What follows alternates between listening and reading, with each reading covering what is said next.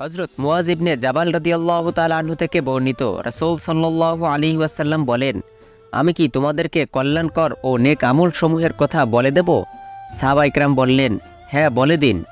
তখন নবীজি বললেন, রোজা ঢাল স্বরূপ, সদকা প্রমাণ স্বরূপ, আর রাতের মধ্যভাগে দাঁড়িয়ে নামাজ আদায় করা সমস্ত গুনাহ মিটিয়ে ফেলে।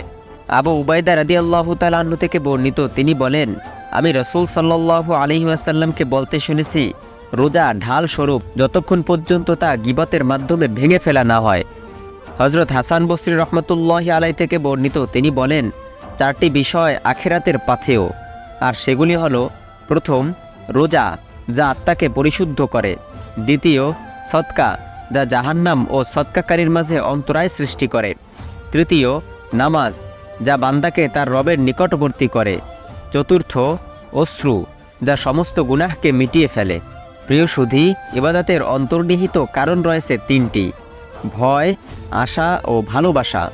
ভয়ের নিদর্শন হারাম কাজসমূহ পরিহার করা; আশার নিদর্শন ইবাদতে আগ্রহ উদ্দীপনা সৃষ্টি হওয়া; ভালোবাসার নিদর্শন আল্লাহর সাথে সাক্ষাতের জন্য ব্যাকুলতা ও অস্থিরতা।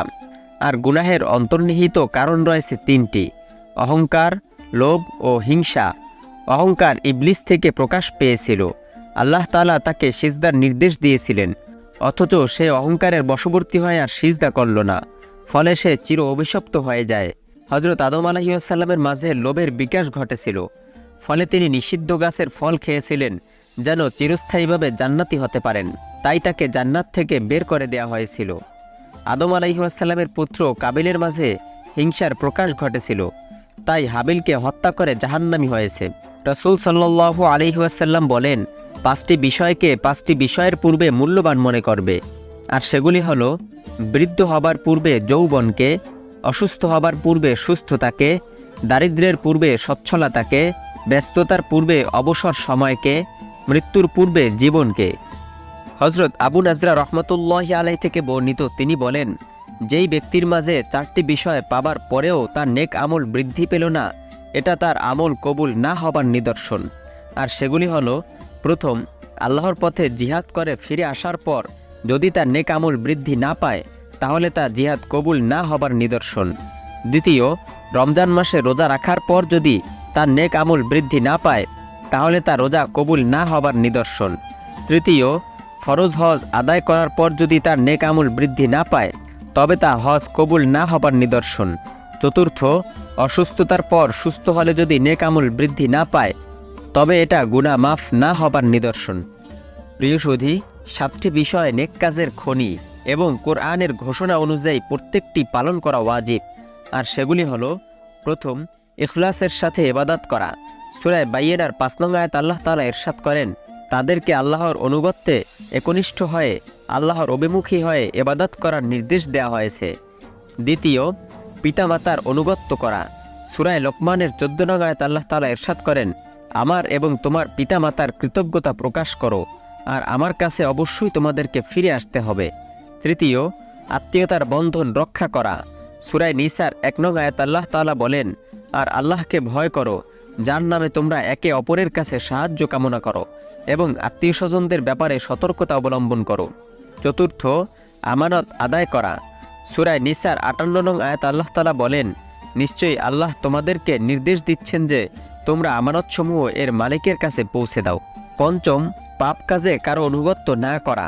সূরা আল ইমরানের ৬৪ নং আয়াত আল্লাহ তাআলা বলেন, তোমাদের কেউ যেন আল্লাহকে ছেড়ে অন্যকে রব হিসাবে গ্রহণ না করে। ষষ্ঠ, প্রবৃত্তির চাহিদা অনুযায়ী আমল না করা। সূরা নাজিয়াতের ৪০ নং আয়াত আল্লাহ তাআলা বলেন, আর নফসকে তার কামনা থেকে দূরে রেখেছেন। সপ্তম, ইবাদতে চেষ্টা সাধনা করা, আল্লাহকে ভয় করা এবং সওয়াবের প্রত্যাশা করা। সূরা সাজদার ১৬ নং আয়াত আল্লাহ তাআলা বলেন, এরা ভয় ও আশার সাথে তাদের রবকে ডাকে, আমি তাদেরকে যে রিজিক দিয়েছি তা থেকেই তারা ব্যয় করে।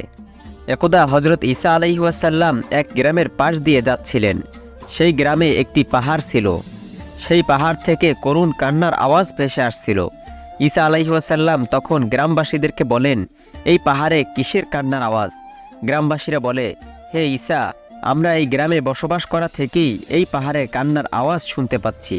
তখন ঈসা আলাইহিস সালাম আল্লাহর কাছে দোয়া করে বললেন, হে আল্লাহ, এই পাহাড়কে আমার সাথে কথা বলার অনুমতি প্রদান করুন। তখন আল্লাহ তাআলা পাহাড়কে কথা বলার অনুমতি দিলেন। পাহাড় বলল, হে ঈসা, আপনি আমার থেকে কি জানতে চান? ঈসা আলাইহিস সালাম বললেন, তোমার এই কান্নার কারণ কি আমাকে জানাবে?